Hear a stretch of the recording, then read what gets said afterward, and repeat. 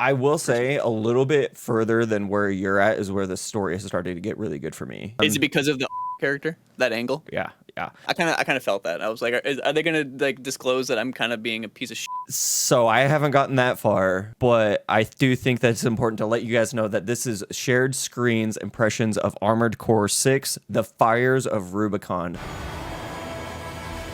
Joining me today is one of my favorite people in the video game sphere, Austin Ernst. How are we doing, Austin? I didn't even know we were recording.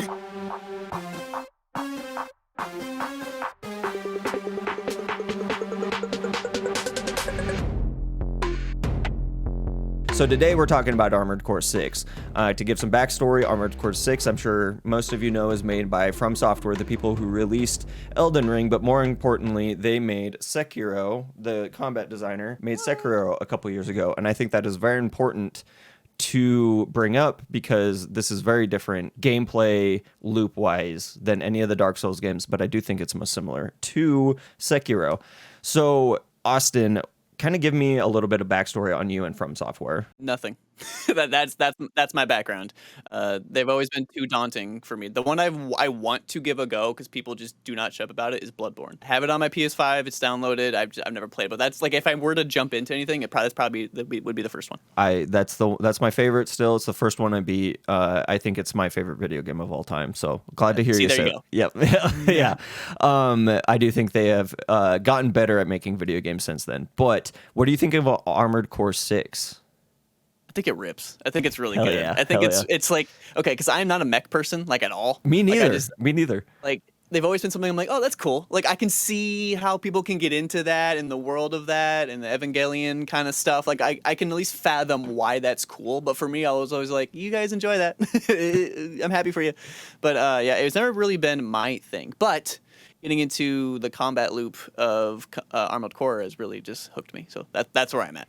And I think that's a good place to kind of bring this up, or just kind of jump off, is the gameplay loop, because it's vastly different than some of their previous offerings. But I do think that it is most like Sekiro, where it is, I would say, the most forgiving FromSoftware game. Previous to that, I would say it was Sekiro was the most forgiving, but in a good way, because they don't want you to rage quit and get mad. They want you to figure out how to get better, right? And so they introduced this one really awesome feature that they've never had, and it makes sense for this game, where if you die to a boss specifically, you can respec your mech.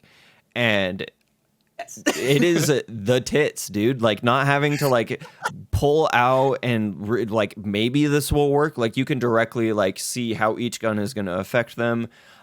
They, in classic FromSoftware fashion, have a skill check boss that we were talking about before recording, Briotus or some bullshit. And that was the one for me. Austin had a way easier time beating him. And it just took me a lot longer to get to the solution that they wanted. But I think that's such a beautiful thing that, like, I find it so interesting that I have played a lot of these games. I would consider myself kind of a veteran of these games, but because I'm coming at this with like such an old head, I'm having a harder time with it. And I think it really made me excited to hear how it wasn't easy, but how much more easy I thought it would have been for you. Because I'm not gonna lie, when I beat that boss, I was like, I don't know if Austin's gonna make it past this guy. If you had, but I digest on that point. It is challenging, but fun and forgiving. Would you agree with that? Absolutely. Yeah. Oh, yeah. Like you brought up the whole, like, being able to go into your assembly after you, like, lose to a boss and be able to, like, move things around. I even kind of messed that up, and I still did this boss fairly, not easily, but it took me like 10 tries, which from what I've heard other people are saying, like, they're like banging their head against the wall. It took me at least 22, I would say. It was 10 to 12 for me. Yeah. But because initially I was going through and buying things and trying them and then selling them again. So I was like, I'm never going to use this again. So, like, even if I went through and tried to move things around, I didn't have anything else. Yeah. Initially. Does that make sense to you? Yeah, 100%. Yeah, for sure. Yeah. So I stopped selling things back unless I knew for sure I'm not going to use this again. That I went through and I would buy things that are like for each enemy that I have encountered, which is like some need that like pulse stuff, some need like the laser stuff, and some need the just generic big guns is what I call them. The big bazookas. Yeah, pretty much. Yeah, and my favorite loadout right now is I have a grenade launcher, the sword, and then 2 vertical missiles Nice. on my back. Okay. Okay. And I tried to play with having vertical missiles and something else, but I hated how it wasn't symmetrical. Yeah. So I just like, nope, we're doing this. The If I need to aesthetic is change it, everything. I'll change it on my front 2 weapons. Hell yeah. But yeah, that boss, I think for me, it was just getting the 2 guns that shoot those little blue orbs at him, and that was when I was like, oh duh, it makes the shield go down so much quicker. And then once the shield's down, then you can dance. Then Yeah. you can get in there and just try to dodge those things that are almost undodgeable. I found out, you know what I'm talking about, those like his projectiles. Yeah, that his they shoot at you? missile, these missile discos that he'd launch at you. Yeah, I found out that if you kind of just sprint at him, essentially, like the burst or whatever, you get hit a little bit, but not nearly as much as you would. So since I have the sword, every time they did that, I would just go right at him and just pa pa, and just then do as much damage as I could that way. And that's how I think I was able to beat him over That time is doing a really good strategy. I always had a reason why I couldn't put the sword on my kit. But whenever I had the sword, it was doing so much damage to him. But I think this is one of like the beautiful things about this game specifically is I thought I knew better. I tried the pulse weapon and I was like, I hate this. I have to get really close. I like kind of fighting at a medium range. Even though my character now is like super lightweight and like very in your face, which I think is funny. I've like totally changed my mindset. But the first time I was going up against this boss, I couldn't get his shields down to do any damage. And so I had to back out, make some money, buy that gun back. And then I went in and I was just being so hard-headed about it because I didn't want to use that weapon. But the second I used the 2 in your hands, it was like a game over. That's like when it finally clicked because I was trying all sorts of different things, but the game very clearly wanted me to go this one way. So I tried using the two guns in my hands initially, and it went a lot quicker. But I wasn't able to beat him, so then I was like, "Give me the sword back, just for the damage. Give me the one of the pulse orb things, and then the sword." And that's the one that did it. First try with that like layout, I got him. So. Hell yeah. I think I ended up using the 2 pulse, and then I used like the 1 charging cannon. And like I hate that cannon, but weirdly enough, that was just like that was the thing that I was spamming to like keep the damage counter going. And then I think I had some sort of missile on my right shoulder that I just kept. Oh, it was like a plasma one or something because that did a lot of damage to him. I've already hit a different boss, very different boss battle, made me immediately go and change my loadout. I knew exactly where I needed to be going with it because of the way that this boss was acting. And then that was, I think, the mechanics like finally like sinking in because the next try, once I had switched everything out, I might have tinkered with my weapons like one more time, but it was very quick compared to the first boss. You're getting the feel of the rotation of the dance you have to play in the systems as well as the actual combat. 100%. So I am interested to hear what your build is like, what you're kind of gravitating towards, because I've noticed I've been playing with the legs a lot, trying to get the movement feeling right. Yeah. So I don't know like by name what I do, but I have tried to keep my like boost speed around 300. So as long as I can keep that up around that area, I've been kind of like toying with stuff. So like 290-ish, I'm like, cool. Like we're hovering around that 300 point. So I have like essentially like a middle tier legs, and then I did buy the one that allows you to hover. So like that, I was like, that's cool. Hell yeah, So hell yeah. Like, I can see myself using that. So I just have like basically like an average everything legs. And then I have the hover legs. And then for the arms, I think I did the same thing where it's just like I want to maintain like my load limit good, my AP good. Like I have like an average for like my legs and my arms. I don't know if that makes any sense. 100% that makes sense to me. It sounds like you have like a very, I would say, balanced build. You're not going to, you want maneuverability, but you still want to be able to like hold the big guns, which I very much gravitate towards because that's how I play these games usually. Go ahead. My whole thing for me is I know I'm bad. So I need to like maximize my health, my AP. So that's like if my AP drops a lot, I'm like, nope. Like I'm already struggling the way it is. I'm staying alive on these suckers. Like I need to try to maximize that AP.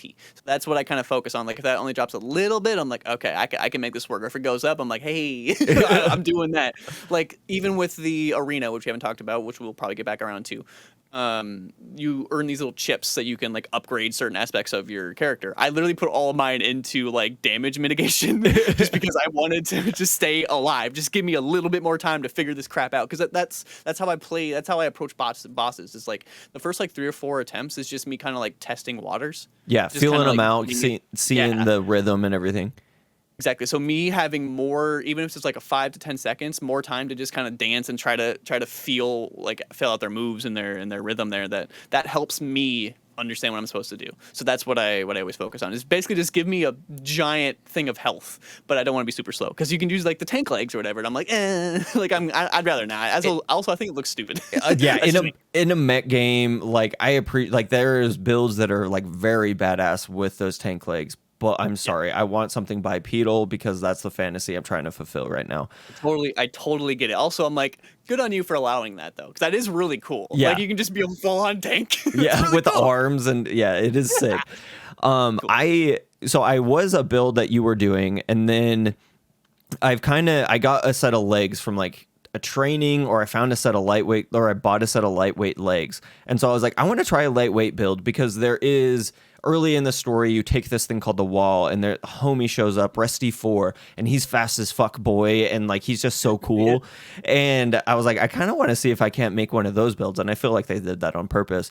And so I did, and I haven't been playing. I haven't got as much time behind the sticks on it, but just like I'm having just as much fun.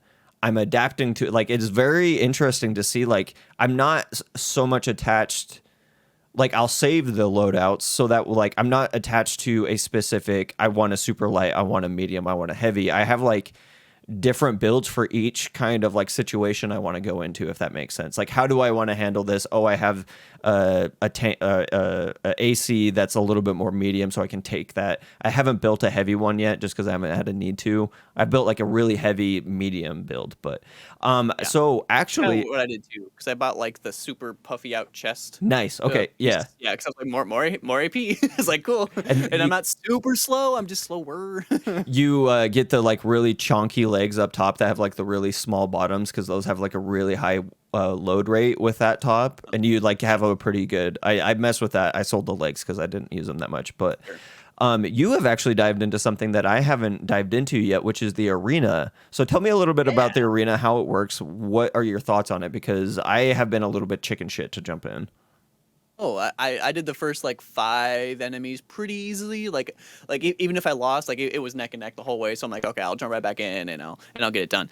You take on an enemy. They have a whole splash screen like this is his background, blah blah blah. I'm like, I don't care. I'm just gonna beat your ass. But you jump in there, and the point of doing that is you get a little bit of money, and I think you can keep playing them to get more money. So if you're like, I'm close on this, I don't want to sell anything, I think I can just keep replaying this mission and get like 10K over and over again. So mission, you can just take on this dude.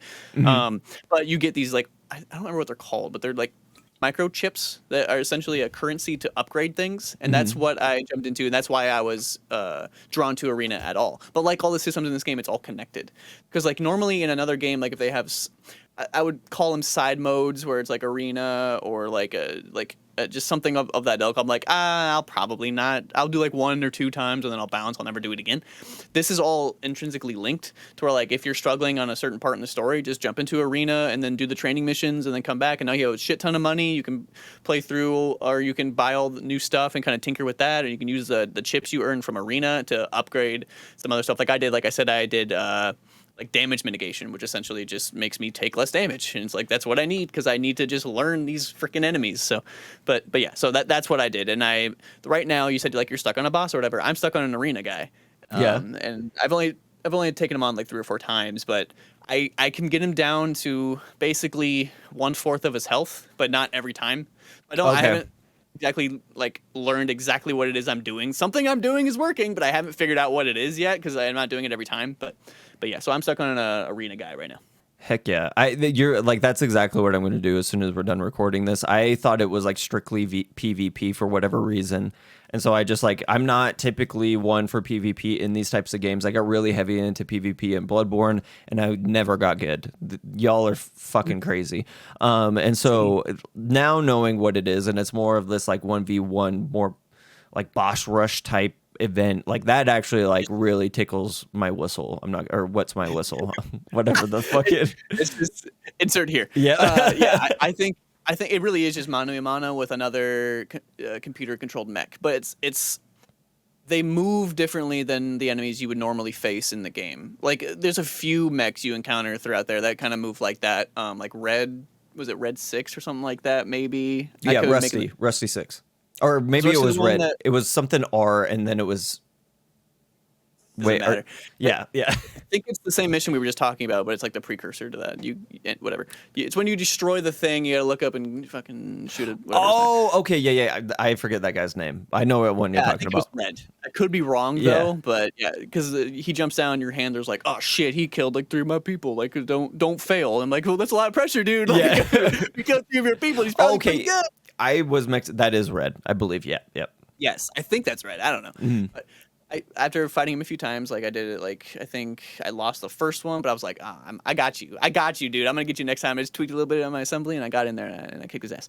I don't even remember what I was talking about, but I killed Red's ass. So I have a question. And pardon me if I missed this, and you said it already. Do you get the armor set or like any sort of weapon materials and stuff from defeating people in the arena? Or is it strictly money? No, I think it's strictly money and those chips that you can use to upgrade, just like essentially perks. Yeah. Okay. That you can choose from. Yeah. That was one thing I really liked about them having the training, is even though I felt like I kind of already understood what they wanted from the training, the tank leg training did not do well on that one. Still don't know how to drift. Yeah. I kind of did it, but like on accident most of the time. I'm like, oh, there we go. Yeah. I don't know what I'm supposed to do with a stick. But I like how they incentivize you to make your mech better. Go do these things so that way you know how to. It was a well incentivized thing, because like then you get to try out the 4 legs early and all this other or the quad legs. I loved, and I just bought a pair. I've never used them, but I was like, I'm gonna need this sometime, so I'm buying these suckers. Nope, never mind. Sorry, keep going. Those will come in handy very soon. I'll put it that way. Cool. Yeah, I liked how they felt. Like, and it's another thing where like everything's intrinsically linked. Normally, I would never do any training stuff. I'm like, I'm just gonna jump in there and I'm just gonna, just figure it out the hard way, and that's normally how I play games. But you mentioned like, hey, I suggest doing this. You get weapons, and I was like, okay, cool. I could use most weapons they give you. I don't really use, so I don't know. But it was like they give me like one good thing. Yeah. But they also give you money, so I think that's nice too. I think they give you money. They definitely give you money, because I feel like they would show you a bunch of stuff. It unlocked the thing, and maybe it like I remember it unlocked like the laser gun one time, but it was on like the wrong arm for what I'd use it for. So I was like, yeah, that messes me up. I'm like, I'm gonna buy this, and then it's like it's the arm for my sword. I'm like, I really fucking like my sword, so I guess I'm never using this unless I absolutely have to. But yeah, I really love how they make every weapon feel like it's like it is vital for me anyway. Like I think about like getting rid of the assault rifle in some of my builds, and I'm like, no, that's like the lifeblood of this build. And then I look at a different, and I love how like once you find that thing that all meshes well together, it's like, well, I don't want to move on from this because it's working really well, but inevitably you get a fucking cannon arm, and then you're like, well, I got to get rid of something. Yeah, like, okay, what's getting the cut? Yeah, like, what's not making the roster today? Sorry, buddy. I recently just unlocked a like double-barreled grenade launcher for my shoulder, and I've been rocking like this same missile set that they start you with, because I just really liked those like those horizontally launching rockets for like small spaces. And I finally got rid of. I was like, this is good. I like this. Hits really hard. I changed to the vertical missiles because it helped me a lot on the second boss. I think it's like that not the, because the very first boss like early on is like a flying ship, and like the second one is like a kind of like a tank looking thing, but it's like really fast and goes back and forth. When I use vertical missiles, I could essentially just mash those and they would hit them. I'm like, I need this, thank you. The vertical missiles are really useful in those open spaces.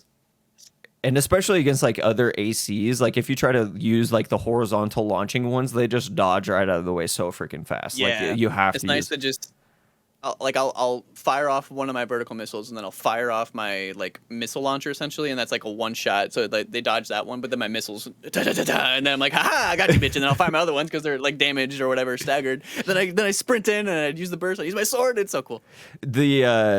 The disco, the disco guy that I keep bringing up, Brutus or whatever his name is. That was always my favorite. Yeah, like after 2 main boss. Yeah, he would launch that silo, and you talked about like running straight at him to dodge it, and like that was like the time that I beat him. I just started using like the L3 click to like jet to him because I couldn't run fast enough.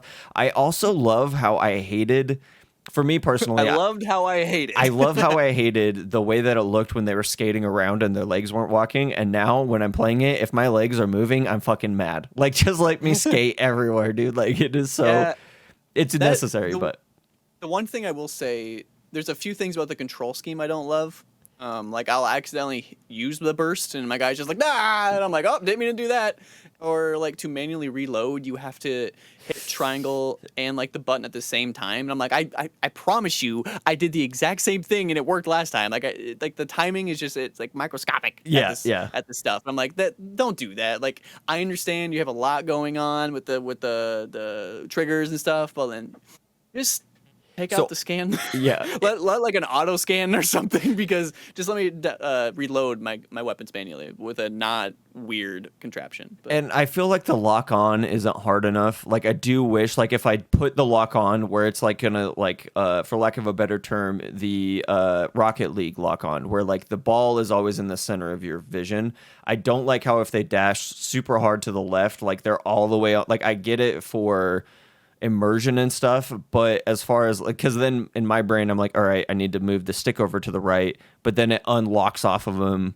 And maybe this is just a me thing, but I've noticed that my camera, when it's on locked on, doesn't always stay as locked on as I need it to, because this game you're using 4 triggers and then at least 2 of the face buttons all at once, so like that thumbstick really gets in the way. Yeah, I pretty much leave my lock on at all times. Mm-hmm. That does lead to some issues, but I've noticed when I turn it off, more issues happen. Yeah. So as soon as they're like, sort of like out of my vision, I just use my dodges to like, I know that they went up and that way. I'll just kind of like dodge and turn. And it doesn't work every time, but like and if I still don't see them, I dodge back one more time, and then I at least have them in my view. Now sometimes that means as soon as I see them, they're just beckoning me with a blast of nonsense. But I'm like, all right, well, that good job, I guess. At least I saw it coming, and it didn't just smack me in the butt. Also, have you seen like, because initially when it popped in, I was like, these settings, like the way everything looks, like the environments, I was like, kind of shitty.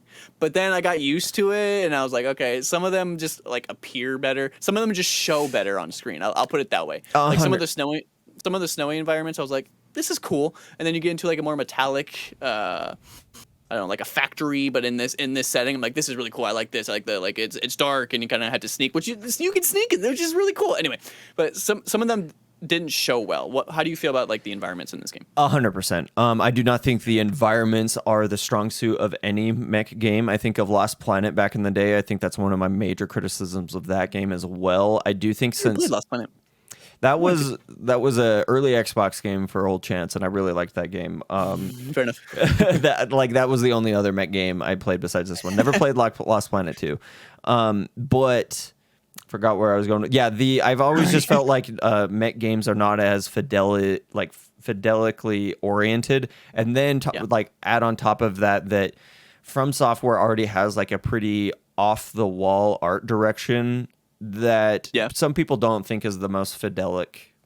And so I think it's just kind of like, it is kind of a knock against the game. It is like your mech looks beautiful, you fighting looks beautiful. Some of the cities do not. Some of the environments kind of look like. That's not to say they look like really, really bad, because like they just look like you're not supposed to be looking at this. Yeah. You know what I mean? Yes. You're not supposed to be like, let me see here. And that's not what this game is meant to do. But I was like, wait, how big is my mech? Because then I was like flying around trying to get things for comparison, and I found these little cars. Yeah. I was like, oh my god, I'm massive. I'm so big. Like I didn't know that. I thought I was like Optimus Prime size, and I was like, oh no, this is like Pacific Rim, motherfucker. Like they are giant.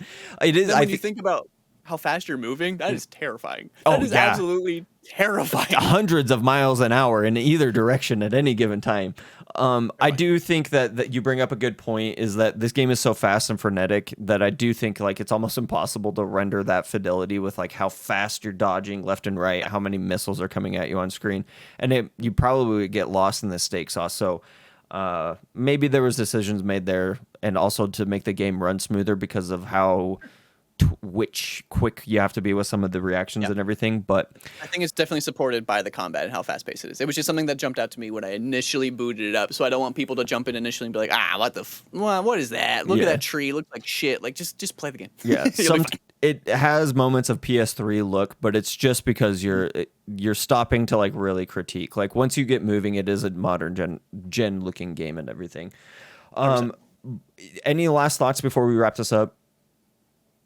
I had notes. Let me see here. See if anything I didn't cover. I do agree with you that I think this rips. I think this might be one of like the most fun games I've played all year. It's definitely not my game of the year, but it is some of the most fun, just pure-hearted fun I've had playing a game. I don't feel like I've had a wrong answer to any situation, or I guess I haven't felt punished for having the wrong answer.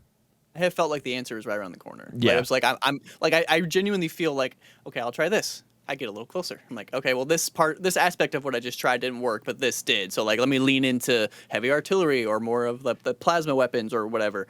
It's very like generous that way. Checkpointing, I think, is really generous as well. I think checkpointing is like really, really nice, and I think that kind of plays into the whole, you just lost against a boss, you don't have to start the whole thing over again. You can just literally respec and go in there. But there's times where like I was just off my game for like a small segment, and I like had to use 2 of my health things or whatever. Mm-hmm. There's another word for them. It's like repair kits or some shit. Yeah, repair kits, units, maybe. Yeah. Maybe, who knows?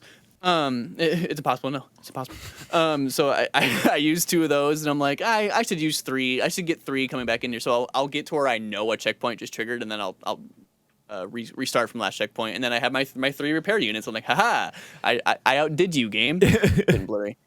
But yeah, so I think that's really nice. Yeah, there was one more thing. It was checkpointing, and so we haven't talked a lot about the narrative, because the narrative is like more in the background, and it's just kind of told to you by the handler and other characters you come in contact with, but you don't really see them. You just see mechs. You just see mechs. I've not seen a single bipedal human. No human. But there was one line, and it was like the first mission where you kind of fight another mech that isn't like a super boss oriented, which is one that like, this is like an experimental AC, armored core. And he gets in there, and I killed him easily, because like this guy was clearly like, he doesn't know what he's doing. And his line was, I just wanted to get a call sign of my own, and then he explodes, and I'm like, oh, yep. like I felt bad. Like, why would you do this to me? But yeah, the story does play with like, I would say, like, are you doing the right thing? Like, I think the story kind of gets into that, like, whose side are you actually on, kind of a thing. And then they don't really do they explain why I had to sneak onto this place to steal a call sign? Do they explain that? So from my understanding is that Rubicon 6, right? So we go there to ravage the planet for the resource coral, right? And so from what I understood is that because of the industries that have like a stranglehold on it, and because of like the Rubiconians, like Civil War and stuff, like it's not something that we illegally immigrated to this place and stole an ID to stay there. I don't think it was like something you could easily get on. That was my assumption. They haven't said anything about it further. I do think so, it's strictly resource driven, essentially, more or less. I believe. Like, I don't mean to make light of those situations, but I would say that it was just kind of like a illegal immigration into Rubicon to start making some cash. Also, just it's in the way they present it, it's like that. Like, you get like a long intro cinematic, and then everything's in the background, and that's just how the story's told. Yeah. So. And like, you get shot out of like they try to shoot you out of the sky with that giant eye thing, and so I wasn't sure if that was like the Rubiconians trying to stop like the whatever Halem or whatever other industry companies are like trying to take it over. I do think the story gets slightly more interesting the further that you go on, because it does, from the early missions, it does really play with like, it's just a job. It's just a job. Like, the handler keeps saying that to you. But the point that we're both at, so there is like a slight story spoiler, so we won't get into it, but there is a slight change that starts to affect the rest of the game. I am still very early. I'm only like 2 missions ahead of you right now, by the way. Okay. Yeah, very, very, like, not very far ahead. So I have yet to see the full ramifications of this character being implemented, but much like any FromSoftware game, it is all like very much in the background. They're talking while you're fighting, so it's kind of hard to hear. So some of the stuff you're gonna have to like look up. What the fuck was he saying during that boss fight? Because I could not focus on anything else besides the dodge I was timing. trying not to die, Yeah. so forgive me if I didn't hear you talk about your home world or whatever. Yeah, exactly. But hell yeah. That's all I got. That is, I believe, gonna do it for us then, because I'm gonna stop recording this so I can go play more. Would you recommend people play/buy? What is your kind of feeling on this game, I guess, to kind of leave it off, not with the score, but with an overall viewpoint? Yeah, I think that people are, from what I've seen online, people are rage quitting, and I'm like, if you approach this game like a Souls-like a 1-for-1 like a Souls-like, don't. 'Cause I don't think it's a 1-to-1. I really genuinely think you're getting in there and it wants you to tweak how you play in different ways that you would in other Souls-like games. Like it's basically tweaking your game, but it's like less punishing, like you said. Like they want you to go in there and experiment, and like you're not getting punished, because like even like load times are really, really good. Yeah, that is like I think the longest load screen I had was like 10 seconds, and that's a long time, but it's very rare. It's usually like 3 to 5 seconds. I mean, 5 years ago that was normal. Yeah, exactly. But I think play this game, go into it with an open mind, and don't be afraid to experiment. That's what I would say. I think it's worth your time. Like it's in a banger year that we're having right now, 2023 in video games. It's like probably not the tippy top of my list, but it's definitely up there and rivaling some of my upper spots. Yeah, your topper spots. I kind of mirror that sentiment as well as somebody who you're kind of talking about. I came in it thinking that this was going to be like Sekiro, because I played through Sekiro getting ready for this, really getting in that mindset, and I definitely had the wrong mindset going in. They are trying to teach you, just like they tried to teach you, we were so used to this certain formula, and then they started interjecting Bloodborns and Sekiros. This is a new game that is in that vein, where this is taking the things that they've learned. It's still very much a FromSoftware game, but do not try to play this like a Souls game. You will not have fun. And if you are rage quitting, I kind of feel bad, because the combat loop is very addicting, but I don't begrudge you, because that Brutus guy is a piece of shit. Yeah. Don't rage quit. Just take a break. Take a break. That's what I did. Came back. I got way closer after I respec some stuff. So yeah, just take a 15-minute break and come back. Use that pulsar weapon. That'll kill him. There's the tip. There's the tip. Use that. There's the real tip. Alrighty, Austin. Thank you so much for joining me today. If you liked this, we are going to have a lot of Starfield coverage coming up if you're into games. Unfortunately, we're not going to be covering Ahsoka due to the writer's strike and actor's strike, so I apologize if that is if the entertainment side is more your jam, but we just have to support those who we feel like need the support right now. So but yeah, keep looking for more game content, and until next time, have a good one. Take it easy. Love you. Bye.